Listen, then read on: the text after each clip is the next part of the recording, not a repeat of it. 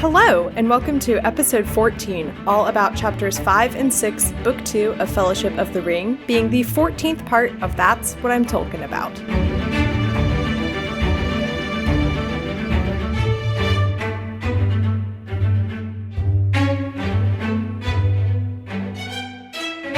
Hello, my name is Mary Clay. If that's too complicated for you, just call me MC. And today I am joined once again by Amy Coyle. Welcome back, Amy. What's up, my homies?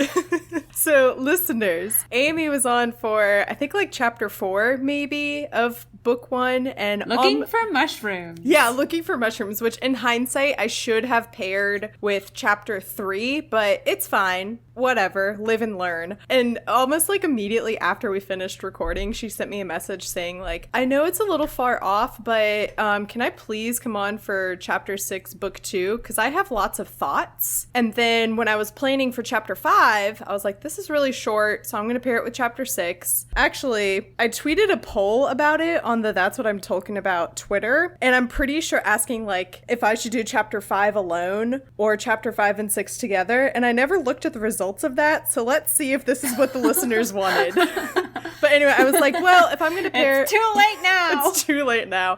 If I'm going to pair chapters 5 and 6 together, I gotta have Amy on since she specially requested chapter 6. So, looks like 64% voted do chapter 5 alone. So...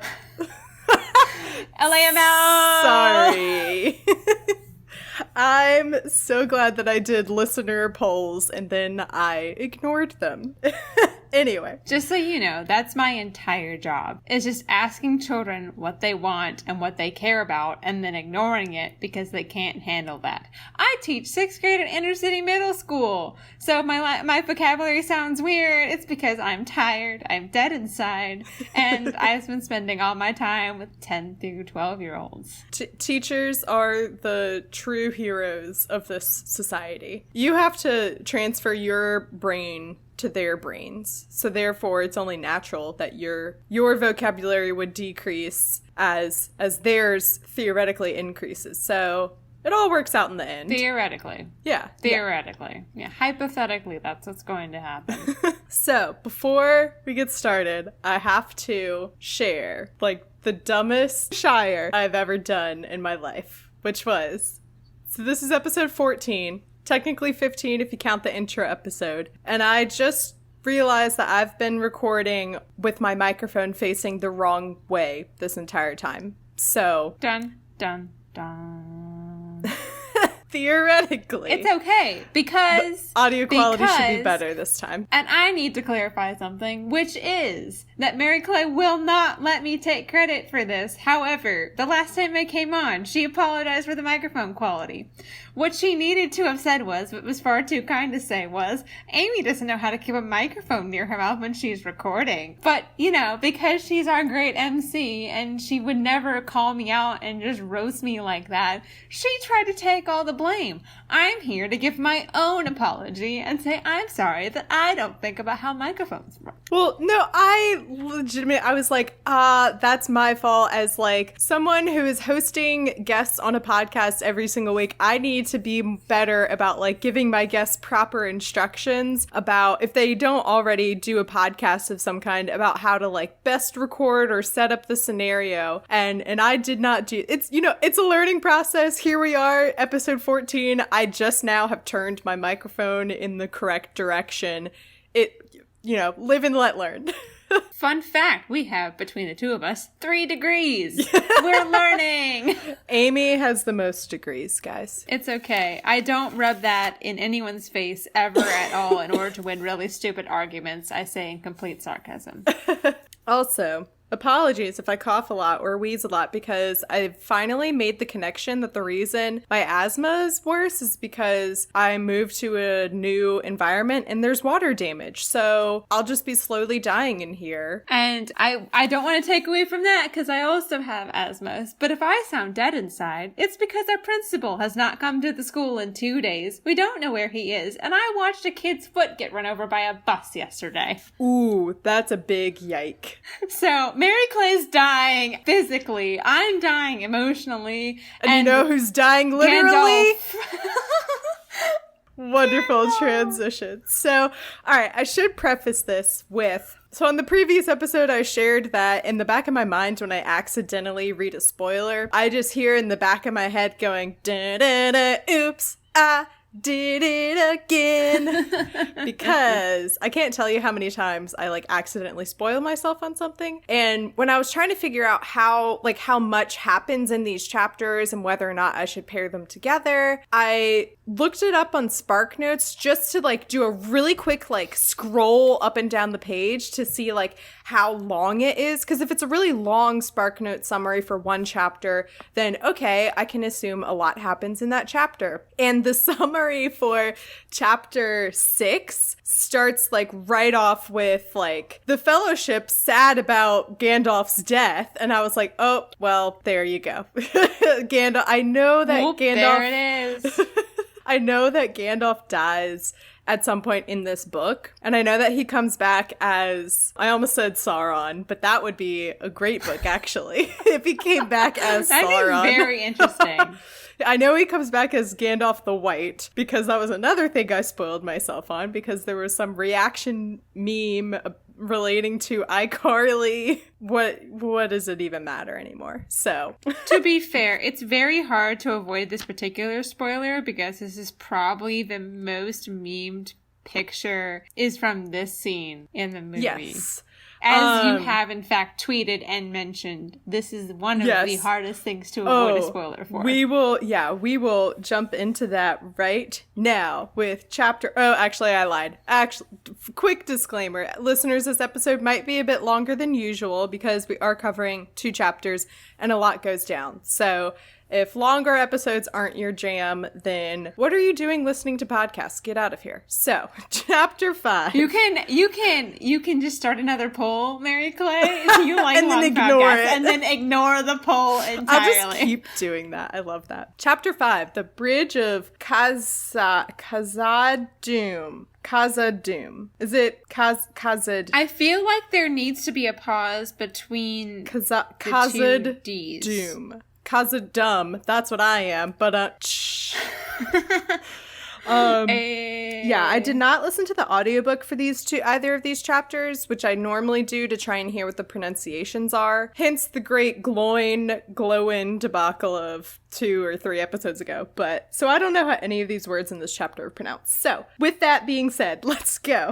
So I joked at the end of the previous chapter that it felt like in Mulan when they're singing A Girl Worth Fighting For, and then they abruptly stop when they come upon the plundered remains of a village or wherever they are, and they see all of the bodies of the battle that had happened beforehand, and it's just like, mood killer. Am I right? That's like almost pretty much exactly what happens here, because the only thing we find out at the end of the previous chapter is at the end of the previous chapter, we find Balin's tomb and we find out that he is dead. And that's all we know. And then the next chapter, like within the first paragraph, they talk about them looking around and seeing the like scattered skeletons and remains of obviously a great battle that had happened there and someone lost. And then Gandalf finds an old journal, like so old, he picks it up and like brings it carefully to rest on top of Balin's tomb, and like part of it's falling apart. But from what he can read, and it's really sad. It's just it's so sad. There's nothing to me more bone chilling and just sad, but also terrifying than when somebody picks up a dead person's diary and starts reading and it leaves off right as you know they died. Like, to me, that is just one of the most terrifying plot devices ever. Yeah, it really is chilling. So they read, this journal and find out that the dwarves were trying to take back Moria and were basically challenged by the orcs, and the orcs trapped them inside, and eventually they won because the dwarves all died. And it's just so I'll read. It's also really creepy too, because like they can't read every sentence or every word because it's so blurry and old and dirty, and some of the words are hard to read. And so it's kind of creepy because you're also there's some stuff that's like left up to the imagination of what happened between like the words that they can read. And for the most part they can guess what happened, but like it's just it's very sad. Not a good day for Gimli. No, it's not. And Tolkien probably wrote out this entire piece by Ori and then just cut it out and be like, well, it wouldn't have survived anyway. Truth, yeah. Well, and also I bet he wrote the entire journal and then... Oh, I believe it. Just so he could like later go in and be like, okay, erase this word, erase this word, erase this word, rather than starting off by writing every other word, because he's just extra like that. Exactly what I was thinking. Glad we're on the same page. Yeah. So they're reading about this battle between the dwarves and the orcs. Yeah, so we find out that says, day being the 10th of November, Balin, Lord of Moria, fell in Dimril Dale. He went alone to look in mirror. Mirror. He went alone to look in mirror. An orc shot him from behind a stone. We slew the orc, but many more, up from east, up from the Silverlode. And then this is where it's like what I was talking about before, where like it's sad, where you can't read every word and only a couple words. And it says, we have barred the gates, can hold them long if, and then perhaps horrible and suffer, is what Gandalf reads. We can infer that Balin died horribly and suffered a lot. So that's fun. Yay. And then this is the part that I was like, this is creepy. We cannot, and when what I'm reading, so Gandalf is narrating this and every now and then he'll interject. What I'm reading is just what's written in the journal. We cannot get out. They have taken the bridge and second hall. Freyr and Loni and Nally fell there. And then it says, the pool is up to the wall at Westgate. The watcher in the water took Oin. We cannot get out. The end comes. Drums in the deep. And then it says, the last thing written is in a trailing scrawl of elf letters. They are coming.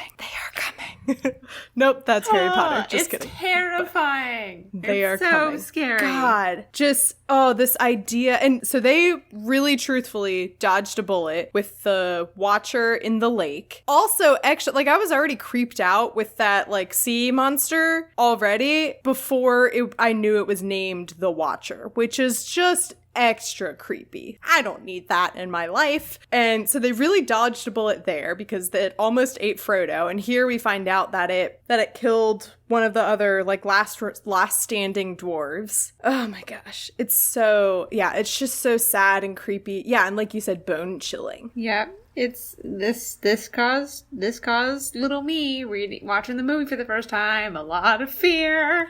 Man, I'm really like, for the first time reading like the previous chapter and these chapters, I like cannot wait to watch the movie. It's just too bad it probably won't be for like another like 2 years. But I'm like, oh well, I really want to watch the movie, and I'm like really excited. Maybe I should lower my expectations and well, I don't know. It's because I've heard so many amazing things from like genuine diehard Lord of the Rings fans that like the movies are good, and that just makes me so happy, because being like a diehard Harry Potter fan and being like, the movies are they have Harry Potter in them is about all I can say for it. But I'm not sure exactly which one it was, but I know one of the actors would walk around set, and his rumor I heard, one of the actors would walk around set with the book and just correct the director on certain things and say, nope, according to the book it says this actually, so we need to do this. And the director's like, cool, we can do that.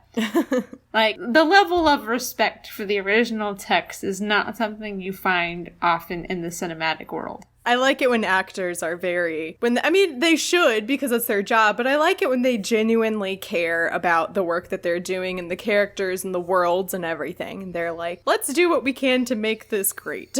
Yes, they finished reading the sad book, as I started just talking about it in my notes as. they're like, all right, let's get out of here. And then Gandalf proceeds. The way he describes like where they need to go, he's like, oh, well, if the blah blah room is at the north end and the blah blah room is at the south end, then we must be 2 leagues above the so-and-so end, then we need to go that way. And it just felt like one of those math problems. So I'll read it. So Gandalf says, let's see, the hall must be the 21st of the north end. Therefore, we should leave by the eastern arch of the hall and bear right and south and go downwards. The 21st hall should be on the 7th level, that is 6 above the level of the gates.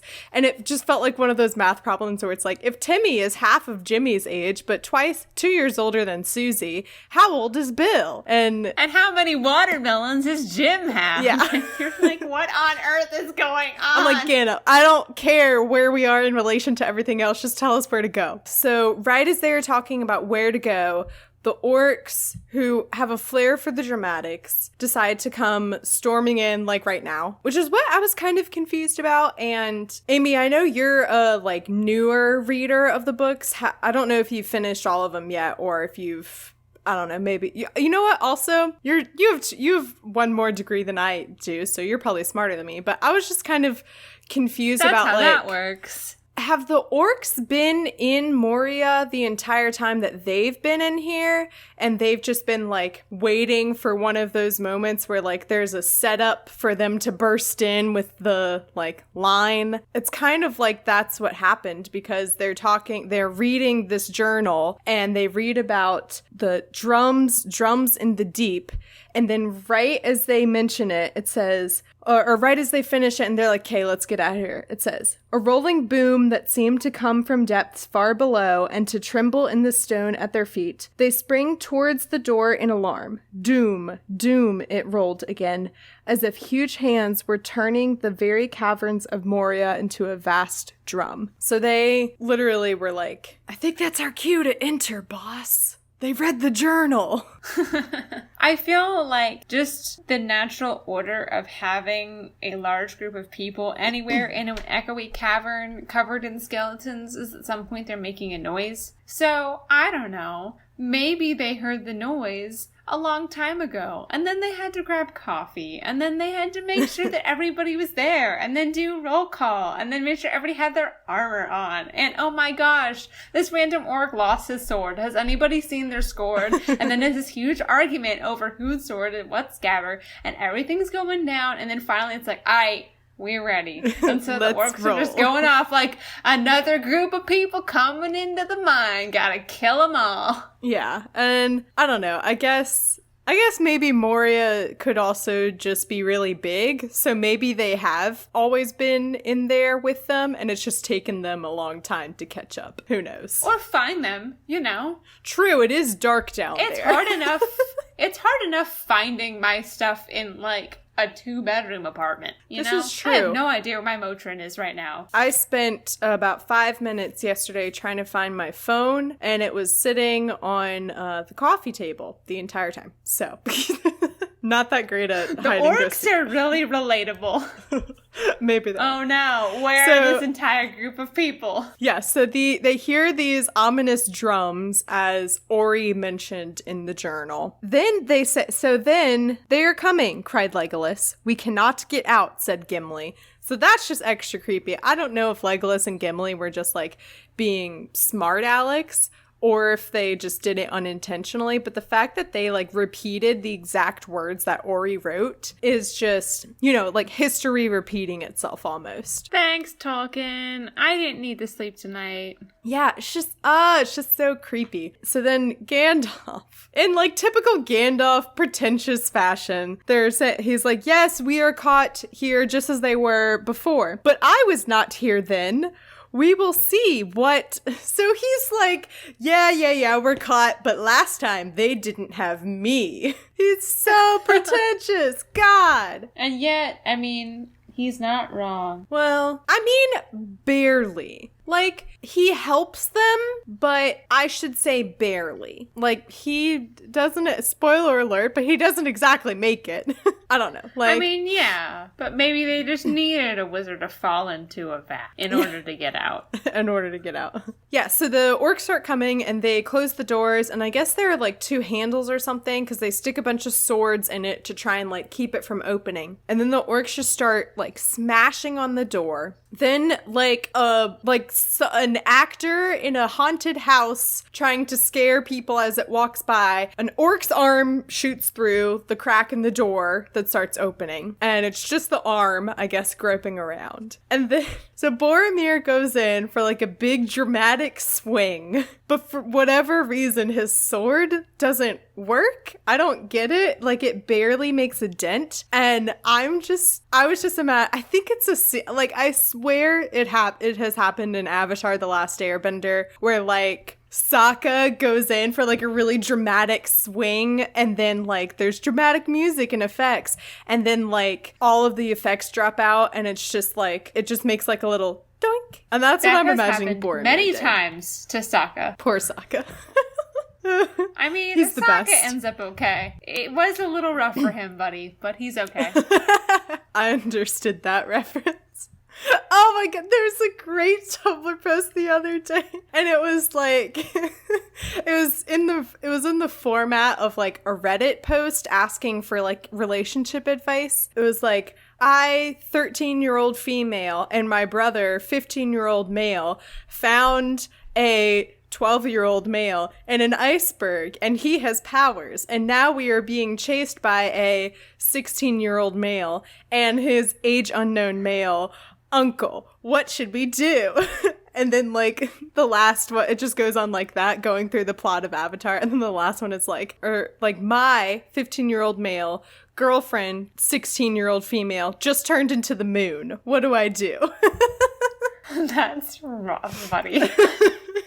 So, you know what else is rough? Running through Moria with orcs there. Oh, wait, well, they're not running What yet. a nice segue. So then, so Boromir's sword doesn't work, and then Frodo jumps in, and he goes lunging towards it. He just yells, "The Shire!" and then stabs in the foot with his little sword. And the only thing I can imagine is, I don't know whether children who went to the public schools did this, but when homeschool Christians go to the pool and we leap off the diving board, we yell, "For Narnia!" Oh my, that's what I was going to reference! Is it just, to me, feels so much like in the Narnia movie at the end when they're going into the big battle, and PETA, that's the wrong franchise. Peter like lifts his sword and goes like, "For Narnia!" Just leaves me to who did it first, Tolkien or Lewis? See, you're referencing the epic moment in the story. I am thinking of stupid, dorky, very modest wearing swimsuit, homeschooled Christians yeeting themselves off of a diving board into a pool yelling, "For Narnia." Well, that is the picture I have for Frodo. I think I can beat that because I think it was when I was in maybe 9th grade. It was one of my friend's birthday parties, but we had a huge snowstorm. So her mom reconfigured what they were going to do for the party and made it like not a scavenger hunt, but like, I don't know, like a game where like there were certain things that you had to do in like your teams. And it was like all outside. And some of it was like, build a snowman, have a snowball fight, whatever. And one of them was like, record yourself running through the snow yelling, "For Narnia!" So that's what we did. We went running through and like, this was a huge snowstorm. So like, you know, we're all in like big bulky snow, like pants and boots. And I remember the snow being like up to our knees, just running through yelling, "For Narnia!" And then like, we would all I don't even know if you saw that, Amy, but I just heard a loud thunk and watched you watch something fall on the ground. I have a water bottle with the screw top, and I had unscrewed it all the way because I was about to lift the top off and take a sip. And as I was flinging my arm up to yell, "For Narnia!" I smacked the top off the water bottle. I think the best comparisons and allusions and parallels we can find for Frodo doing this is in fact ourselves. Maybe we were the examples of Frodo all along. So anyway, yes. everyone is like shook that Frodo was able to make a dent in the orcs. Aragorn says, 1 for the Shire. The hobbit's bite is deep. You have a good blade, Frodo, son of Drogo. Which, like, 1, I just think it's funny that Aragorn was like, the Shire, 1. Orcs, 0. And then, in the midst of all this, they have time for the formal naming system, Frodo, son of Drogo. It's like, Aragorn, there are literal orcs trying to get in here. Can we just, like, cool it with the lineage talk? So the orcs break through the door, and it's essentially like the end of the first Avengers movie, where the camera swoops around all of the Avengers, and they're, like, fighting the aliens off that are attacking New York. And it's essentially like that, and they're just fighting all the orcs off. And Sam gets a, like, cut in the head or something. I love how you laugh at that. Oh, no, it's because he said, so it says a fire. Yeah. So Sam, gets cut in the head, and Tolkien says that, like, he like didn't let himself be affected by it. Like, he ducked down really quickly, and he otherwise, like, would have been killed. So he was really proud of himself that he didn't get killed. I mean, I would also be proud of myself. It says a fire was smoldering in his brown eyes that would have made Ted Sandyman step backwards. Who is Ted Sandyman? What a I imagine like this is going back to that Hobbiton Shire HOA. What? Homeowners Association pettiness coming right back around. It's so funny you say that, because I was like, this sounds like the name of a local weatherman. Ted Sandyman. Like, what the hell? Or like a serial killer who has a really bad gimmick, where like he kills you and then he puts sand on you. So then because you know, sand gets everywhere and you can never get rid of it. So, I don't know. I hate it. It's annoying. Not like you, Padme. But no, I imagine Ted Sandyman to be this guy at the Hobbit Shire HOA who was complaining about Sam's flowers, but Sam, like, tried to intervene, but very quietly and meekly, and so Ted Sandyman's like, no, take them out. They're against regulation. And now Sam was like, come at me, Ted Sandyman. I will plant my flowers wherever I want. GD Darwell, please. Okay. I don't know. It just made me laugh because it sounds like such a, like, normal name. So, also, this is at the point where I don't think I know exactly what orcs are, like what they look like. Because right now I'm kind of just so I've been picturing this like huge, I guess kind of like a minotaur, but with like really thick, like leathery skin maybe. But the way that it's describing them being like, I thought they were like huge, almost like giant troll, maybe like smaller than a giant. So I was like, the Fellowship should be dead if these huge creatures are attacking them. So I guess they're smaller / more human sized than I originally thought. I don't know. I'm getting sense they're cave dwellers who dwell underground, and you would have some larger ones, but the majority would be hunched over and have to navigate through a lot smaller spaces. Ooh, creepy. Good point. What was it? You live in the darkness. I was born in it. So the orcs are fighting and getting through, and then one of them throws a spear or something at Frodo, and it kind of slams him into the wall. So we, as the readers, know that he's wearing this really special dwarf-made armor that Bilbo gave to him, but no one else knows that. And so everyone is basically like, OMG, Frodo's dead, rip. And they have barely even checked it. They haven't even checked his pulse. Press F for respect.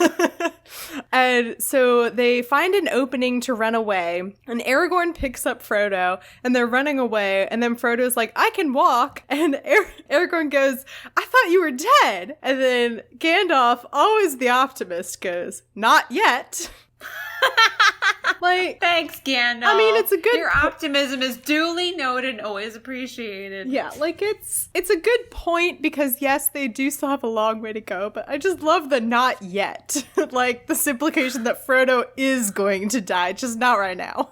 I like the idea that when Tolkien is showing this to his writer buddies, I imagine some of their commentary was just so golden that he probably did try to incorporate some of it into the actual canon. Oh, that would be great. I can see him reading this. I can see some being saying, I can walk, put me down. I thought you were dead. And then Lewis being like, not yet. So they're running away, and Gandalf, side note, like every single time Gandalf said something like epic or whatever, I was like, okay, well, that's it. This is where he dies. So at this point, he says like, you guys go on. I'm going to stay here and hold everyone off. And so he tells everyone to keep going. And then they are going down the stairs. And then all of a sudden, so it says, suddenly at the top of the stair, there was a stab of white light.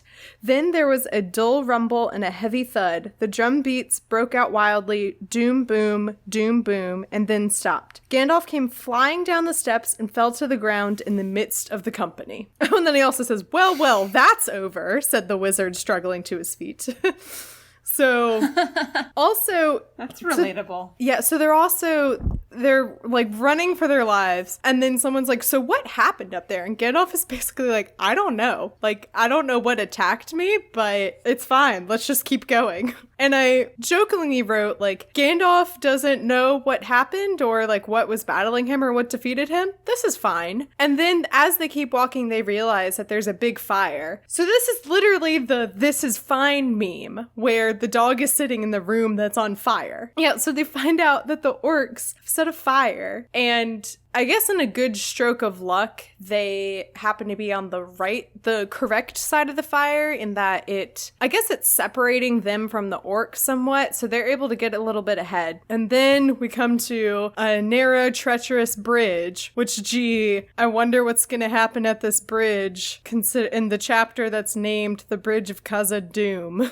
It's a really narrow, scary bridge, and everyone's running across it. As they're going across it, big scary thing comes up behind them.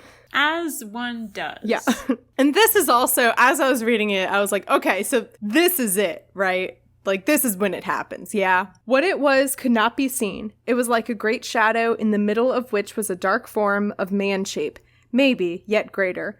And a power and terror seemed to be in it and to go before it. It came to the edge of the fire, and the light faded as if a cloud had bent over it. Then, with the rush, it leaped across the fissure.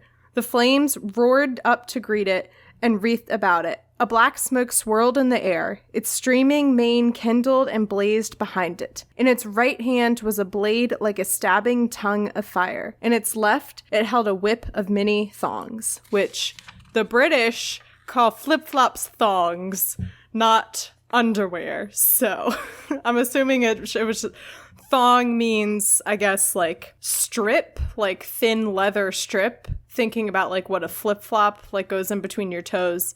So I guess it's just a whip of a bunch of little other whips attached to it, which is pretty freaky. And then this is when we learn what it is.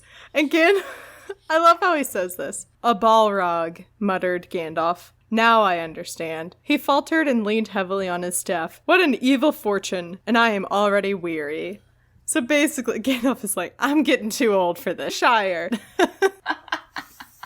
I just like that he's like, you too. He's like, oh, of course, a Balrog. Why not? Why not at this point? And then this is where finally I'm like, okay, now it's gonna happen. And he's telling everyone to go. Everyone's going over the bridge, and Gandalf is standing between them and everyone else. Aragorn and Boromir kind of stand off closer to Gandalf, I guess, ready to jump in if they need to, or probably, honestly, a little like, hey, maybe you should step away from the giant beastie thing so we can all live. This is when it was like the biggest I like laughed, honestly. Gandalf stood firm. You cannot pass, he said. The orc stood still, and a dead silence fell. I am a servant of the secret fire, wielder of the flame of Anor. You cannot pass. The dark fire will not avail you, flame of Udun. Sure. Go back to the shadow. You cannot pass. So I feel like I've been lied to, because in the movie, it's this huge, epic thing. And like, this is like, I don't remember a lot of what happened in the movie, but I do remember this. You shall not pass. And in the book, it's you cannot pass. I don't even think he says it with an exclamation. Yeah, he doesn't even say it with an exclamation point. It's all three times. No, look a few lines down. A few lines down, he does. Okay, he does. Exclamation point. But you get your exclamation point, if nothing else. It just made me laugh so much because of how I was just like dumbfounded about how much less epic it is in the book than in the movie. So I mean, you know. I mean, you have to make it. Little Candy Boy have his moment. Yeah, you had to make it more dramatic for the movie, obviously. So then, bear with me as I read this kind of long part. At that moment, Gandalf lifted his staff, and crying aloud, he smote the bridge before him. The staff broke asunder and fell from his hand. A blinding sheet of white flame sprang up. The bridge cracked. Right at the Balrog's feet it broke, and the stone upon which it stood crashed into the gulf, while the rest remained, poised, quivering, like a tongue of rock thrust out into emptiness. With a terrible cry, the Balrog fell forward, and its shadow plunged down and vanished. But even as it fell, it swung its whip, and the thongs lashed and curled about the wizard's knees, dragging him to the brink. He staggered and fell, gripping vainly at the stone, and slid into the abyss. And then his final words, so fittingly. "Fly, you fools," he cried, and was gone. We shall now take a moment of silence for our dear Gandalf. Wonderful. So you should know that we didn't pause the audio or anything. We just stopped and waited. Yeah, it was a true moment of silence. Which I'm gonna ruin the mood because it's so fitting that his last words are an insult and he's calling them fools. So fitting. Man, I honestly want to just be like, and that's the end of this episode. Okay, thanks, Amy. Thanks for coming on. That was fun. Much like the Fellowship, we must go on. And they heed his advice and GTFO, and everyone gets outside, and basically they all just kind of stand around and cry for a bit. And that's how chapter 5 ends, is with the death. I love the ending officially of the chapter. Doom, doom, the drum beats faded. Yeah, I'll read that because I actually did highlight it. They looked back. Dark yawned the archway of the gates under the mountain shadow. Faint and far beneath the earth rolled the slow drum beats. Doom. A thin black smoke trailed out. Nothing else was to be seen. The dale all around was empty. Doom. Grief at last wholly overcame them, and they wept long. Some standing and silent, some cast upon the ground. Doom. Doom. The drum beats faded. It's a heck of a way to end a chapter. Oh, I literally wrote in my notes. I mean, that's how you do like an ominous ending. That's so well done. Holy cow. I love how chapter 6 begins with, "Farewell, Gandalf. Did I not say to you, if you pass the doors of Moria, beware? Alas that I spoke true." Yep. And that's how Aragorn, maybe this is not the time to say I told you so. Yep. And that's how we kick off chapter 6, Lothlórien. And yeah, it opens with the nice "I told you so" from Aragorn. Being like, this is why I didn't want to come here. But whatever, fine. I guess I'm the leader now, so. As much as I'm excited that I was here for chapter 5 to walk through that moment of Gandalf's last moments as Gandalf the Grey, I am fired up and furious for this chapter of Lothlórien. Wow, I'm interested to hear, because yeah, you were saying that the reason you wanted to come on for this is because of a character that is introduced here. And I was like, oh, it's gotta be, oh god, I don't think I've ever said her name out loud. So Galadriel? How do you say her name? I think I've heard most people put the accent on the second syllable, so it would be Galadriel. Galadriel, but okay. I could be wrong because I don't hang out with enough Lord of the Rings nerds to really know these things. But Galadriel is always how I've pronounced it, so we're just going to go with that. Cool. Because I'm an authority, because I have 2 degrees. Just your luck that one of the Lord of the Rings nerds that you hang out with happens to be a nerd who knows nothing about Lord of the Rings. Nice. So it kicks off, yeah, like we said, with the nice "I told you so" from Aragorn. And basically they're like, all right, we have to keep going because we need to put distance between ourselves and the orcs. We've got to keep going. And basically, like, if you thought this was a depressing journey before, just wait. Because they're real sad and depressed now. As they're walking, Gimli stops and says, let's go look at the Mirror / what is it called? Kelid Zaram, which I was just kind of confused about. So it's like a magic lake? I get the sense it has a very deep history. Yeah, I know. Yeah. So they're walking in Gimli. Oh, it says the pillar marks the spot where Durin first looked in the mirror. Let's look ourselves once ere we go. See, that's the problem. And that's what, like, I'm sure right now everyone listening is like, I can't believe she doesn't even understand the beautiful, like, deep meaning that this has with Gimli and the dwarves and his history and their people. And it has such beautiful meaning. And I'm just like, it's a magic lake? Question mark. I will say it does sound beautiful. Yeah, so they're walking, and as they're leaving the area, Gimli is like, hang on, I want to go look at this one thing real quick and kind of say goodbye. Asks Frodo to come with him. Did Sam come with him too?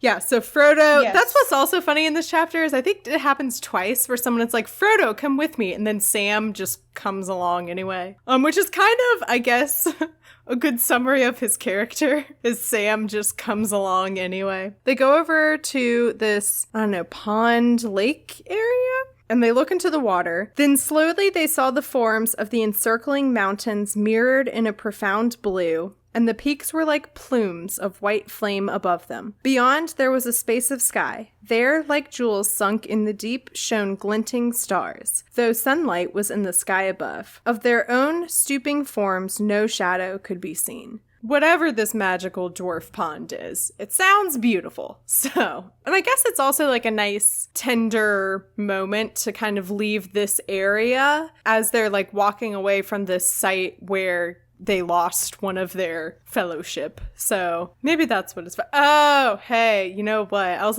about to say it's nice to like pause for a moment of reflection. You know what the water does? Reflects things. Wow. It's almost that's amazing. Like Tolkien knows what symbolism is. So they continue their journey onwards to put the space between them and the orcs, and Sam and Frodo have these injuries that the rest of the group has kind of forgotten about, and Aragorn is also kind of just, I guess at this point he just has blinders on, like, we gotta get out of here, let's get going, I can't believe Gandalf died, I have to lead this group to safety, and it makes a point that Sam and Frodo start lagging behind, and then all of a sudden Legolas turns around and realizes that they're like way far behind the group. And there's this one meme that I've seen a billion times, and it's from the movie, and I think this is what it's referring to. And it's, I guess, Boromir and Aragorn are like walking forwards, and they're kind of close to, they're in the foreground of the camera. They represent Firefox and Chrome, and then like the next shot is like way in the background is the Internet Explorer. And I guess that would be Sam and Frodo in this scene, so I guess that's what that meme is referring to. I guess so. Yeah. So then Legolas is like, all right, let's stop for a bit, regroup. Or this is where the rest of the group finds out about Frodo's armor and kind of have a giggle about it. And Aragorn is like, you know what? Good for you, because you might be dead otherwise. And Legolas starts talking about, I'm so excited to read the next chapter, but I really loved the later half of this chapter because of what he goes on to describe. So they're talking about where to go and what their next plan is. And he says, there lie the woods of Lothlórien. That is the fairest of all the dwellings of my people. There are no trees like the trees of that land. For in the autumn their leaves fall not, but turn to gold. Not till the spring comes and the new green opens do they fall. And then the boughs are laden with yellow flowers. And the floor of the wood is golden, and golden is the roof, and its pillars are of silver. For the bark of the trees is smooth and gray. So still are songs in Mirkwood say, my heart would be glad if I were beneath the eaves of that wood and it were springtime. Man, it sounds beautiful. And like just what they need at this point in the journey, you know? I'll save my rant because I'm already getting mad about this. Because I too am delighted by these trees. I am furious for what is about to happen. Oh, jeez. Continue. But to me, it sounds like, I don't know if it's a bad thing or good, but it's this new thing that like people are having to deal with in the 21st century where like people are only going to places because it's like Instagrammable and are possibly like ruining these places or whatever. I just feel like Lothlórien would be like #1 Instagram destination in Middle Earth. Oh, 100%. That or like the Shire. Yeah, followed by the Shire, I feel like. Because oh man, it sounds I don't know, it just sounds... Actually, you know what? I've been trying to think of what I've been picturing in my brain, and I finally made the connection. It sounds like the Maple Treeway level of Mario Kart on the Wii. The track is set in... That is not what I thought you were gonna say. What, it sounds like Rainbow Road? No, I was like... I know. That's why I can't believe that's what I've been picturing. Beautiful in my head. Trees. If you've look, people, if you've ever played Mario Kart, I don't know, like, if there are any other versions of Mario Kart that this level is on, but it's a level where you just drive through a tree and everything, the leaves all around are like golden and orange and beautiful. And if you like fly through a leaf pile, the leaves like go up in the air and it's just beautiful for a Mario Kart level.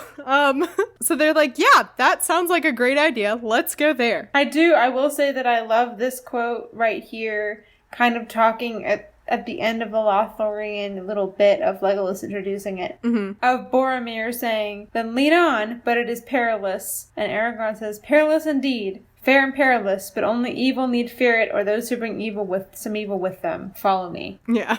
I don't know. To me, that's just inspiring. Let's just keep going, like they did. Yeah, so as they keep going, once again, Frodo feels like he hears something following them. God, I hate it so much. The way that, let's see, where is it? As soon as the shadows had fallen about them and the road behind was dim, he had heard again the quick patter of feet. Even now he heard it. He turned swiftly. There were two tiny gleams of light behind, or for a moment he thought he saw them. God, it's so creepy and I hate it. And I just, in my head, I'm hearing like little tiny wet feet going like I don't know how to describe it. It just sounds creepy. I'm just imagining like floppy wet feet hitting like a tiled floor is what I'm hearing in my head, is the best way I can describe it. And once again, I'm like, Gollum, is that you? So we'll see. And Gimli is like, nah, I don't hear anything. Before they are almost there, yeah, Boromir, I don't get what Boromir's issue is with going there. Because he seems, he says, "Is there no other way? What other fairer way would you desire?" said Aragorn. I don't know, like, just what's his issue? Boromir, if in the city... It's because he's heard that nobody's come out unscathed, but Aragorn says, "I think unchanged is what you mean, so it's not a negative experience like you've heard." But I'm going to save that for later because I'm mad about that. Anyways, continue. Yeah, I don't know. I was just kind of like, Boromir, this is supposedly like the most beautiful, wonderful place that you can go to. And then point being, the next thing that they do is they walk through a river and Legolas is like, "Here is Nimrodel." Sure, let's go with that. "Of this stream to the Sylvan elves made many songs long ago, and still we sing in the north, remembering the rainbow on its falls and the golden flowers floated in its form. I will bathe my feet, for it is said that the water is healing to the weary." And then as they cross, it says, "It was cold, but its touch was clean. And as he went on, and it mounted to his knees, he felt that the stain of travel and all weariness was washed from his limbs." So love that nice little, I don't know, parallel to baptism. That water symbolism. Supposedly, I forget who said it, but one of my guests was like, yeah, Tolkien likes to pretend that he doesn't have any parallels or biblical symbolism or anything like that in his books, but it's there. And like this, like it literally, like talking about, like, for any listeners who aren't Christian or anything like that, in the church, baptism is when you bless a child, or when you're older, if you choose to join the church, you are washed with the holy water and it washes away your sins and it like cleanses you. And that's like literally how this is described. He felt this, and also like several times in the Bible, sin is referred to as a stain that God and Jesus can wash away. And then here it is, he felt that the stain of travel and all weariness was washed from his limbs. So Tolkien, I don't know what you talking about, Willis, but there's definitely some biblical parallels in here. I don't know what you talking about. Wait. I don't know what you talking about. I'm so dumb. I can't believe the name name of my own show was in there, and I didn't even... Oh, wait, no, that's what I'm talking about. I'm getting it confused with what one of the other possible names for the show was, which is What You Tolkien About, which I just think is funny. That is the one time I think that I did listen to a Twitter poll, because I tweeted a couple different names and was like, which one should I choose? And everyone chose That's What I'm Talking About. So congratulations, your vote counted then. You know what else counts? Actual voting. Don't let anyone deceive you. Vote this November. It's so important. Please make sure you're registered. Go vote, please. Okay. I like how it started strong and it ended as begging. Please go vote. Please go vote. Do you see what's happening to our country right now? Do it. Anyway. I like how you made this big stink about how he's always singing earlier in the show. I mean, they're like, well, our friend died. Time to sing. Yeah. So that's actually what I wrote. Yeah. So they kind of get like just barely into the woods. Into the woods. It's time to go. I hate to leave. I have to though. Sorry. I have to. Into the woods. It's time. And so I must begin my journey. Journey. I will literally sing that entire song right now if I don't stop. So they make it into the woods, like I guess kind of like just in the entrance, like just barely, and they decide, all right, let's stay here for the night. And literally I wrote, wow, it's really been a while since we've had like folklore story sing-along time. And then sure enough, here it is. Another folklore story sing-along time. And it's about, I don't remember. So moving on. It's about Nimrodel. Sure. It's an elf maiden who no one knows where she went. And then a ship.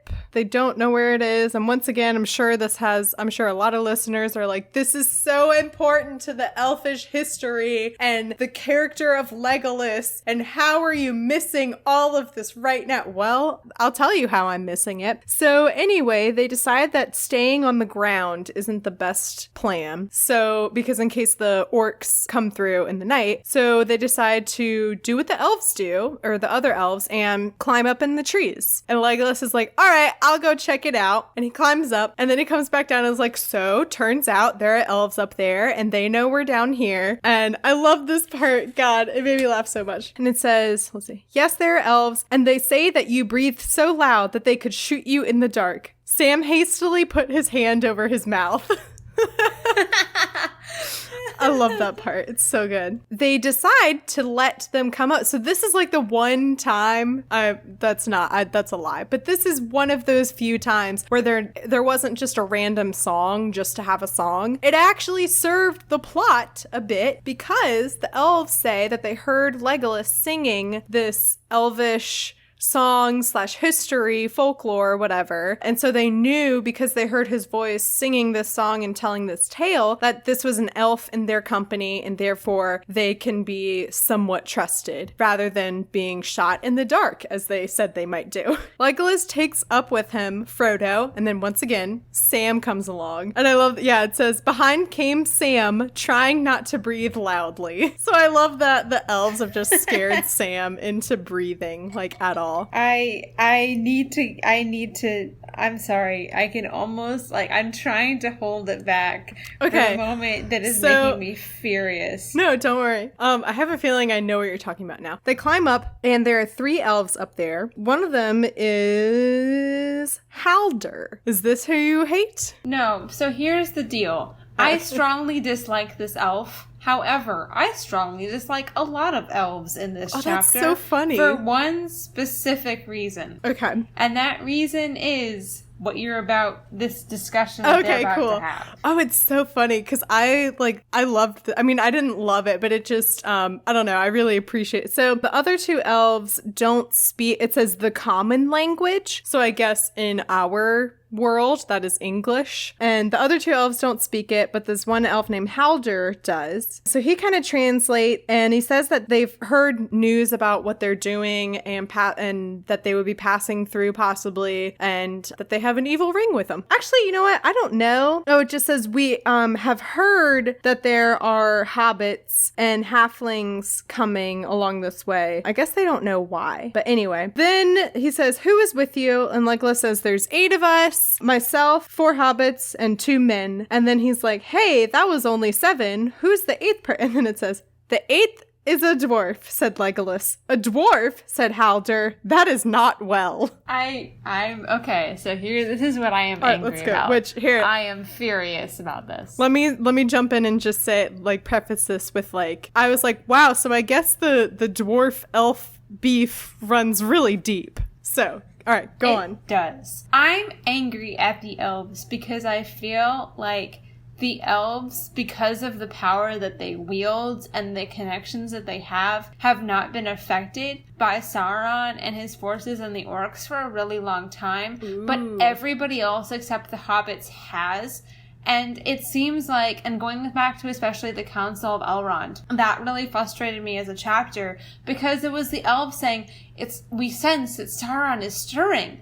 And, I mean, Gimli sitting there, like, having not heard from anyone who went into Moria in a long time, and Boromir sitting there, having watched so many of his men die to keep Sauron's forces back at Gondor, because Gondor is like the barrier between the rest of the world and Mordor. And they're both sitting there like, what do you mean it hasn't been stirring in a while? We've watched people die that we care about, and you are just acting like this is a problem now? It's only a problem to the elves because it's affecting the elves. It has always been affecting the dwarves. It has always been affecting Boromir and the men and the humans. It's been affecting Rohan. It's been affecting Gondor. And only now the elves care about it? And then we get this BS where we go into this whole deal of them not letting Gimli go into their forest without a blindfold because he's a dwarf. For reasons that have been passed down and that no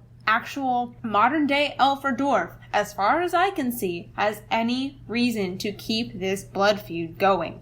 There is no reason. If the elves are so worldly sensey that they can claim, oh, Sauron's rising up, then one, why aren't you making peace with the dwarves? Because clearly they're not the biggest enemy. But also, two, if you're so earth sensing, you should have known that Sauron was dealing up with this and killing people and waging war on people and raising his forces for a long time before this. And this is like, it was just so ridiculous because you will see this at the rest of the chapter and you'll see the rest of the next chapter too, of them making weird comments at Gimli, like, wow, you're pretty good for a dwarf. You're the first nice dwarf we've met. And I'm sitting here like, wow, can you imagine if we put an ethnicity or race in for dwarf? What kind of garbage that would be? I'm so mad that Boromir gets demonized by literally everybody when the reality is he's been on the ground watching his people die, and then he comes to a meeting where everybody tells him how stupid he is for not knowing these things, and of course we can't use the ring Boromir, and of course it's just starting now Boromir, and he's saying like, I've buried my men. I've had to go to funerals. I've been the leader of people who've been sacrificing for forever, and you're just telling me that I'm an idiot and that it's just now getting violent? No. My men have died for this. You don't get to dismiss this whole conflict as just starting again. The reason you can claim ignorance is because of my men's sacrifice. And then we get an entire series of chapters on them in Moria with a horrible death of Balin and the diary of Ori. And then you come to this BS like, oh, you're dwarves. I just read a diary of a dwarf that died with his brethren in the most horrible fashion. And then I get a bunch of tree dwellers acting like dwarves are the worst people ever. No, I'm angry. Wow, that was great. Too long, didn't listen. Elves are ignorant and racist, and I don't like them. Cool. So, to play devil's advocate a little bit, and I hate that I just said to play devil's advocate. Honestly, I'm not really like, I don't at all disagree with you. However, so if I remember / understand it correctly, the gist of the quote unquote beef between the dwarves and the elves is that there was something that was I don't know exactly, a battle or whatever. I think I remember someone saying that the dwarves fled and left the elves. I've heard the opposite. Was it the opposite? Okay. Because I was going to say, if it was... left, but I might be remembering wrong. Well, see, that's why I'm afraid I'm remembering it wrong, because I feel like, because it's mentioned several times how, like, the elves are kind of nomadic and they are not permanent, and when they're in the Council of Elrond chapter, when they're deciding what direction to go, they mention that, like, oh, well, we can't go this direction because the elves are known to flee in that direction in the past. But anyway, so if it is that the dwarves were the ones that abandoned the elves, I can understand why the elves are mad about that. That's hard for a whole people, you know, great-great-great-grandfather, whoever. Actually, I don't know, because the elves are, that's something that I just still don't understand, is if elves are immortal / ageless, how do they age / have children? Like, when they have kids, how do the kids age if the elves are ageless? Anyway, I can understand how the elves could have beef still all these years later, because that's like a hurt that doesn't go away, a pain that doesn't go away in your people's history of someone, of being abandoned and being put in danger because of that abandonment. So if that's how it happened, I get that. Please don't write in to tell me how wrong I am. I'm sure I've already figured it out by the time you're listening to this. And then also... So I just Googled it. Okay, yeah. I Googled it. Yes, and... So apparently, let's see. Also, side note, I could not Google it because I am prone to spoiling myself on things. So thank you for Googling it. Yeah. So basically, it sounds like your boy Thingol, who seems like he is an elf. And he is a king of elf, I believe. And he had, and I am going to quote directly from this Wi-Fi, which is called sci-fi.stackexchange.com. Thingol's murder was a trigger that changed the relationship. Thingol had thought to combine the greatest work of the elves and that of the dwarves. He hired dwarves from Novgorod to do so, who seized the Cimmeril and refused to return it, which was of the elves. When Thingol attempted to recover it, the dwarves slew him and then were slain in turn. Then the dwarves, 2 dwarven escapees, that incited the people to war over this. The result was the sack of Doriath and the destruction of one of the great elven realms. Fair, I can understand you being mad because the dwarves see something that's valuable and then kill your king and then go to war over the retribution. That being said, it has been a very long time. Yeah. Oh, yeah. And Gimli didn't do nothing 100%. To deserve I was gonna this. Say, Gimli is like, granted, I think I've only met 2 dwarves at this point in the book, but like Gimli seems like a quality dwarf.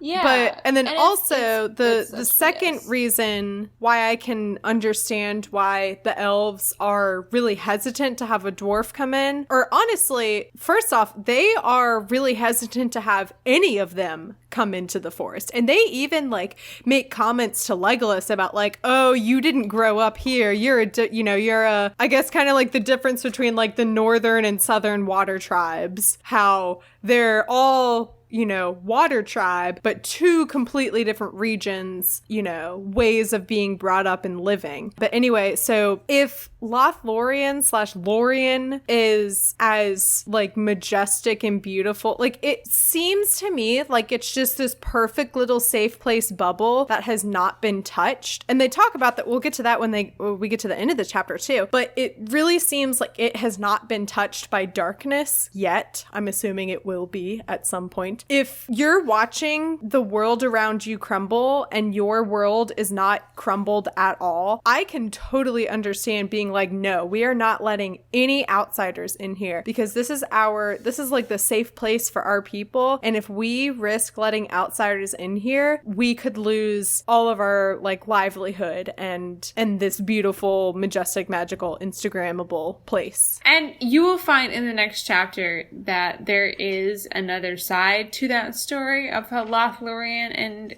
how it functions. Mm-hmm. And even that perspective does not have backing. Oh, sadly. okay. Oh, that's But sad. like, I mean, the reason that I am angry at the elves and not at the hobbits is because it really seems like the hobbits and the rest of the world are very sequestered off from each other. Mm-hmm. So there's a very different reason why the hobbits were never involved. Still a bit of a selfish one, just not wanting to. But the elves cannot claim all this like mystical knowledge and connection with nature and connection with life, and then kind of ignore all of the dwarves' sacrifice and the human sacrifice to keep this at bay as long as it has. Yeah. And I'm mad about that. That being said, I'm also laughing hardcore because I think I think you probably found these lines very entertaining, but I definitely did. Is when basically Haldir says, can't go back, but if you're gonna go any further, you have to wear a blindfold, Gimli. And Gimli says, well, hang on, we're not there yet. Okay. I love this part. You're jumping ahead. I do love that part that you're referring to. Yeah, so the kind of what sparked this team elf or team dwarf debate is that so the elves are like, oh, if there's a dwarf here, he's gonna have to wear a blindfold. Yeah, so it's like, okay, fine, we take your word for it that he's a trustworthy dwarf, but even still, we're gonna blindfold him. And they're like, okay, fine, we'll talk about that tomorrow. Everyone come up into our little tree forts and let's go Betty bye. So they all climb up and decide to go to bed for the night. Because once again, I don't know if I mentioned it before, but the elves are they live a little bit safer because they're able to sleep up in the treetops. And it's safer because if the orcs or any other bad guys were to pass through the ground, they would have literally the upper hand. It's over, Anakin. Yeah. I have the high ground. So they climb up, and this is where I have a concern. And this is like, so they come up and they eat food, and it says, the hobbits accepted this second and far better supper very gladly. So this is page 344 in my book. And this is, I think, the very first mention, the closest mention we've gotten to any kind of reference to the Hobbit food schedule is the breakfast, second breakfast, elevensies, lunch, second lunch, supper thing. Is that just a movie thing? Because we are very far into the first book and they have made no reference to second breakfast. And this is like the only thing that I knew about hobbits going into this series before is that they have a lot of meals throughout the day. I feel lied to. I feel betrayed. I'm going to Wikipedia article. In J.R.R. Tolkien's novel The Hobbit, the protagonist, Bilbo Baggins, eats a second breakfast. And in the preface to its sequel, Lord of the Rings, Tolkien mentions that hobbits prefer to eat 6 meals a day. So, okay, I guess I'm going to assume that means that the writers of the movies picked up on the fact on these two, like the fact that those are the only two specific mentions, because if I recall in the movie, I think it's Sam or someone else who's like, they're going off on the journey and they're like, but what about second breakfast? Oh no, I think it's Merry and Pippin. Yeah, it's Merry and Pippin. It's Pippin. Yeah. What about second breakfast? And then Elevensies, luncheon, afternoon tea, dinner, supper? Yeah, so I'm assuming that the fact that the hobbits eat 6 meals a day, I'm assuming that's a fact that the writers in the movies picked up on and decided to expand upon to make it a punchline for the movies. All the same, I feel just as betrayed as you cannot pass versus you shall not pass. And so moving on, they are going to bed, and the Hobbs are having some trouble going to bed because they're so used to, they don't like heights. I love that Tolkien mentions that even in their houses, if they have a second floor, they don't go upstairs. Like, they don't sleep up on the second floor because they don't like heights. I love the extraness of hobbits. Build the second floor. Do not go on second floor. Yeah. And it says, Pippin went on talking for a while. I hope if I do go to sleep in this bird loft that I shan't roll off, he said. Once I do get to sleep, said Sam, I shall go on sleeping, whether I roll off or no. And the less said, the sooner I'll drop off, if you take my meaning.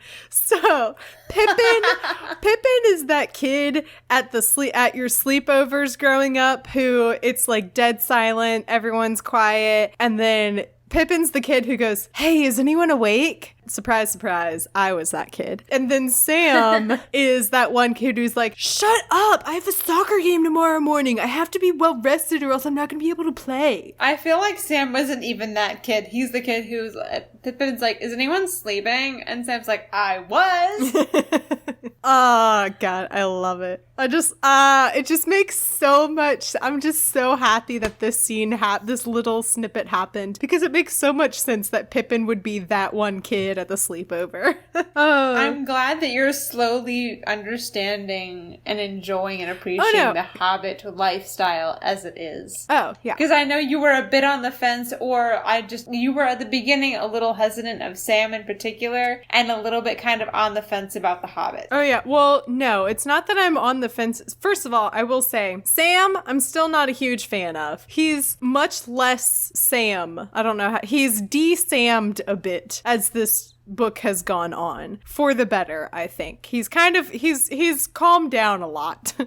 And Pippin, I appreciate Pippin in the last couple chapters mostly for the fact that he almost existed solely to give Gandalf a good reason to roast him. Like, the lines that Gandalf dropped about Pippin are some of my favorite lines in literature. Like, the previous chapter, they're talking about the gates of Moria and how they're going to unlock it, and Pippin's like, oh, how are you going to open it, Gandalf? And Gandalf says, well, I'll smash it open with your head, of course. Now shut up so I can think. And then, and then they're in Moria, and there's a giant hole in the ground, and Pippin like tosses a rock down to see how deep it is, and it makes a really loud noise, and Gandalf goes, fool of a took, this is a serious journey, not a hobbit walking party. Throw yourself in next time, and you will be no further nuisance. Oh my God, he's savage. I love it so much. Oh, rest in peace. Rip in peace indeed. And then meanwhile, Pippin can rest in pieces because he been roasted. Anyway. Dang. So in the middle of the night, Frodo wakes up, and it's because the orcs are walking through. So sure enough, they were very smart to not sleep on the ground. And the orcs are walking through, but thankfully everything's been so quiet that they're not arousing suspicion or anything. And then, oh, so creepy. Just gags because this part's so creepy. Then he heard faintly a sound like sniffling, and something seemed to be scrabbling on the bark of the tree trunk. He stared down into the dark, holding his breath. Something was now climbing slowly, and its breath came like a soft hissing through closed teeth. Then coming up close to the stem, Frodo saw two pale eyes. They stopped and gazed upward, unwinking. Suddenly, they turned away, and a shadowy figure slipped round the trunk of the tree and vanished. So creepy. So obviously this has got to be whatever the heck has been following them around that Frodo keeps hearing, that I'm convinced is Gollum. And it's so creepy. I don't know. Like, it is definitely creepy. Just the imagery of like, it's dark and he looks down the tree and there's this like creature, like, where is it? Sniffling and scrabbling on the bark of the tree, soft hissing through closed teeth. So creepy. So can't wait to figure out what the fork that is later on. They go back to sleep, and then in the morning they start off toward the heart of Lorien, the center or whatever, where all the action is. And this is where the drama goes down with the blindfolds. Basically, this is where they break the news. Hysterical. I love it so much. Basically, actually, first of all, they go to cross a river, and the elves tie like a piece of rope across the river to two trees, and they literally just like run across it. And they would be so good at parkour. I don't know if I shared this or not. So a couple episodes ago, I absolutely lost it at this imagery of, it was describing Legolas running over the snow because he's so light and quick on his feet because he's an elf and he can run over the snow like that. But the way Tolkien described it, I don't know why it made me laugh so much, and I was trying to figure out how to describe it. It's because I was imagining him basically Naruto running across the snow. And so now whenever it mentions the elves running or being light on their feet, I'm just imagining them Naruto running across this little piece of rope. So after they Naruto run across the rope and then get the rest of the fellowship across the river with some other ropes to hold on to, this is when they're like, okay, and as agreed, we're gonna blindfold Gimli. And then it just says, this was not at all to the liking of Gimli. The agreement was made without my consent, he said. I will not walk a blindfold like a beggar or a prisoner. I am no spy. My folk have never had any dealings with the servants of the enemy. Neither have we done harm to the elves. I am no more likely to betray you than Legolas or any of my other companions. And so at this point... Gimli. So at this point, yeah, Gimli is like, no, I am no more likely to betray you than Legolas. I'm not going blindfolded. And I like that Legolas has been like, yeah, no, Gimli's a good dwarf. He's not going to hurt us. We can trust him. And then as soon as Gimli is like, fine, if I'm going to walk blindfolded, Legolas is going to walk blindfolded. And then Legolas is like, excuse me? What now? I'm not going blindfolded. My favorite thing is Legolas saying, a plague on dwarves and their stiff necks. Aragorn says, maybe everyone should wear blindfolds then. And Legolas goes, I'm an elf and a kinsman here. Yes. And Aragorn just goes, now let us cry, a plague on the stiff necks of elves. Oh my god. Aragorn in this moment is the SpongeBob weird capitalization meme. What is that? Wait, what is that? What's SpongeBob? It's SpongeBob leaning forward, but it's weird, like capitalization. So it's like I thought you said capitalism. Oh, it's the SpongeBob mocking meme. Does that mean where he's SpongeBob mocking? Where he's leaning for. So basically, yeah. Yes. So let's see. A plague on the stiff necks of dwarves. So let's see. Let's say. So let's back up. Yeah, Gimli's like, well, fine, I'll wear a blindfold only if Legolas wears a blindfold. And then this is when Legolas is like, a plague on dwarves and their stiff necks. And then Aragorn suggests they all wear blindfolds. And then Gimli laughs. A merry troop of fools we shall look. Will Haldir lead us all on string like many blind beggars with one dog? But I will be content if only Legolas here shares my blindness. I am an elf and a kinsman here. And yeah, this is when Aragorn, a plague on the stiff necks of elves. Now let us cry. Anyway, so then they all put on blindfolds. Because, sure, that seems like a great idea. Let's just blind the entire fellowship and have them stumble through a forest, because they've been doing so great with no blindfolds on so far, so let's blindfold them. Also, Tolkien originated the Bird Box Challenge. As they were like... You heard it here first. As I was reading this, I was imagining them, like, standing in a line, like, I guess holding hands or something, and they're all walking blindly, like, walking with blindfolds in the woods. I'm like, what else has this happened in? And then I was like, oh my god, it's the Bird Box Challenge. It's just, you heard it here first. And then, but I will say, look at this. If the elves weren't the elves, then everybody could just be walking through this forest without a blindfold. I know. Oh, man. So, also, my Bird Box Challenge note was the last note I wrote down for this chapter because I loved reading about Lorien so much. I was like, I don't, know exactly what to say. So, they're walking blindfolded. They arrive and they receive word that they are allowed to take their blindfolds off. And Frodo takes his blindfold off and it says, he saw no color but those he knew, gold and white and blue and green. But they were fresh and poignant, as if he had at that moment first perceived them and made for them names new and wonderful. In winter here, no heart could mourn for summer or for spring. No blemish or sickness or deformity could be seen in anything that grew upon the earth. On the land of Lorien, there was no stain. And then further down, Sam is describing it, and he says, I feel as if I was inside a song, if you take my meaning. And then even further down, it says, Frodo felt that he was inside a timeless land that did not fade or change or fall into forgetfulness. And, Love that. It's so, just the language alone is so pretty. Like, I feel as if I am inside a song like that, because like, I mean, have you ever, I'm sure like you've had one of those moments in life where you just kind of like step back and you're like, wow, I feel like there should be some kind of like soundtrack playing right now because everything feels so perfect in this moment or something. Like, oh, it's so good and beautiful. Tolkien's a good writer, y'all. Turns out. Your entire audience sitting there like, we know. I know, yeah. Oh, yeah. So, Haldir comes up to Gimli and it says, Haldir comes up to Gimli and says, they bring me a message from the Lord and Lady of Galadrim. You are to walk free, even the dwarf Gimli. And then to Gimli it says, your pardon, look on us now with friendly eyes. Look and be glad, for you were the first dwarf to behold the trees of the Nath of Lorien since Durin's days. So hopefully this is a sign. Feelings about that. I was gonna say, hopefully this is some kind of a sign that maybe these particular elves are willing to set aside whatever differences and move forward. Maybe not the entirety of elfdom, but hopefully these elves that they are with now are like, we apologize and we now, congratulations, you're in Lorien.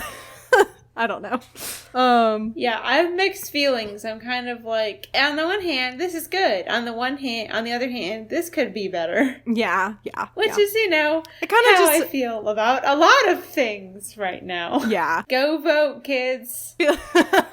Vote. If there's anything you take away from this episode, it's to vote. Go register to vote. Go vote. I need to do that. Hold me accountable. Oh, I was like, Amy, we can't vote yet. It's October. That doesn't happen for like another, I thought you meant like, I still haven't voted yet. I need to go vote today. And I'm like, but that's not today. No, I need to register. Unless register, yeah. Unless you happen to be listening on November, I don't know. Hey Siri, when's election day? Oh, no. I don't want to share my location. Election day is Tuesday, November 5th, 2019. Tuesday, November 5th, kids. Go vote. So, yeah, Hildur takes them up into, I guess, a high part of the forest of the trees, and they look out onto the land. Basically, as they look out into the land, so they're looking out and they are looking at this one particular area, and it says, we fear that now it is inhabited again and with power sevenfold. A black cloud lies often over it of late. In this high place you may see the two powers that are opposed one to another, and ever they strive now in thought. But whereas the light perceives the very heart of the darkness, its own secrets has not been discovered. Not yet. So basically, it's like they look around and this is kind of what I was talking about earlier, where I can see how the elves might want to, and you said that I'm probably going to learn information in the next chapter that changes this, or that will add to this opinion, I should say, not change it. Because I don't have all the information yet. Kids, make sure you have all the information before you form an opinion, says the person who has 10% of the information before she forms a lot of opinions about Lord of the Rings. So anywho, yeah, they look around and they're like, wow, what a beautiful, safe, wonderful place Lorien is. Oh, but look over there where like a literal cloud of darkness lies over it. So kind of once again, just a reminder, in case you forgot, there's doom and darkness and evil is just, looming behind us at all times. And then, what an optimistic note. Go vote, kids. And so they come back down from the trees, and Aragorn is just kind of like standing around and is like, obviously he seems to be like how you tell a pregnant woman she's glowing is basically like what Aragorn is. It says, and he seemed clothed in white, a young lord, tall and fair. He was wrapped in some fair memory, and as Frodo looked at him, he knew that he beheld things as they once had been in this same place. So they know that he's thinking about something that happened here. I'm assuming it's with Galadriel, but we'll see about that. And then he says, here is the heart of elfendom on earth, he said, and here my heart ever dwells. And then he says, come with me. And he takes Frodo with him. He left the hill of Saren Amroth and came there never again as living man. So I guess this is the last time Aragorn will be there. The end. He's just such a... Tolkien and Gandalf just have this spirit of optimism and lightheartedness. It just permeates through everything they say and write. Yeah, well, Tolkien was a World War I veteran, so I can understand why some of his writing might be dark and ominous. Because it's really sad. Oh, it's super random tangent. It's really sad how World War I, not that like other wars aren't sad, but like World War I, people talk about specifically how deeply it affected the men that fought in it, because this is like way before, and obviously other wars affected them too, but like this war specifically, how this is like the most carnage and wreckage they've seen in their lives because of all the advances in technology. And they came home and everyone's like, PTSD, what? I don't know what that is. Anyway, that is chapters 5 and 6 of Book 2, Fellowship of the Ring. Amy Coyle, how do you feel about that? Do you have any, like, are there any random thoughts or anything that we didn't get to touch on that you want to go back and talk about? No.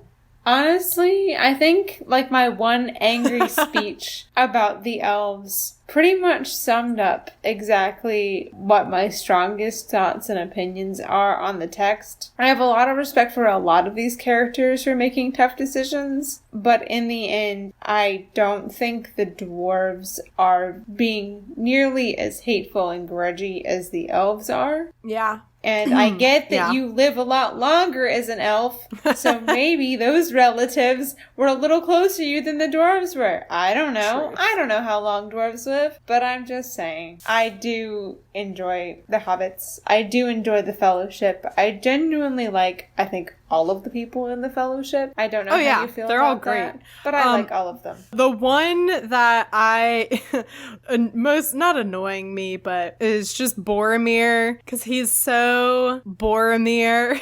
I don't even know how. Like in the Council of Elrond, he's like, but maybe we could put the ring on, and everyone's like, no, that's not how it works. And then in the a couple of chapters ago, he's like, we can go around the mountains this way, and Gandalf is like, did you not listen to me when I was talking in the council about how Sauron has, like, in it, about how Saruman... Side note, why the heck did Tolkien name 2 of his, like, evil people or bad people? Sauron and then Saruman. What the heck? Why? Exactly. It's like having Voldemort and Schmoldport. Like, why would you do that? That's just so confusing. It's like how, it's like a, I don't know, a trope or something in books or in TV shows or something, with the exception of Heathers, that, like, there's never a character, there are never, like, 2 characters with the same name. Or 2 characters with similar sounding names, because the author is intentionally making them have different names. And then we have Saruman and Sauron. Like, whatever. That was the one thing that Tolkien did that did not carry over into the rest of fictional literature. Man, oh man. Anywho. So. With the exception of Heathers. You heard it here. Heathers is directly inspired by Lord of the Rings. Lord of the Rings. Heather McNamara, Heather Chandler, and Heather Duke. And then Veronica. That's a good movie. Ethan and Tyler, do Heathers. I know you're never going to do it because you don't like 80s movies, but just do Heathers. It's a good movie. Anywho. Amy, what would you like to share or talk about or plug for our audience? Vote. Vote. That's important. Do where can people find you on the internet if you want them to find you? Nobody is allowed to find me anywhere on the internet. Oh, that's right. My students would like to know my Twitter handle, so and I funny. told them no. That's so funny. My students were like, can you tell me your Twitter handle? And I was like, no. Oh, all right, cool. Now's the part where I read the credits as I scroll back up through my notes. That's What I'm Talking About is a production of Bacon and Eggs. You can learn more about them by going to baconandeggs.media. Also, congratulations on 2 years of Bacon and Eggs, Ethan and Tyler. That's very awesome. The cover art is by... I thought it was 3. Well, they're entering year 3. They're ending year 2. Okay, I'm sorry for interrupting you. You can go ahead. How dare you? The cover art is by Graphite, aka Vaishon Brandon. You can support him on Instagram at graphite.vmb. You can find the podcast on Twitter and Instagram at TolkienAboutPod. You can also find some dank memes there, I'm just saying. You can find me on Twitter at MCWatt416 and Instagram, MC turned down for what? Side note, I found out last week because I really want to change my Twitter handle because I hate how boring it is. And I found out that the Twitter handle What's Up is available with 7 U's. I really want to do What's Up, but Tyler and Ethan said no, so I know that, like, I don't need their permission to change my Twitter handle to What's Up, but mostly I just think it's funny to do that based on it's a pop culture joke from 15 years ago that at the time was a pop culture joke about a different piece of pop culture. Because this is something I didn't know. Amy, I don't know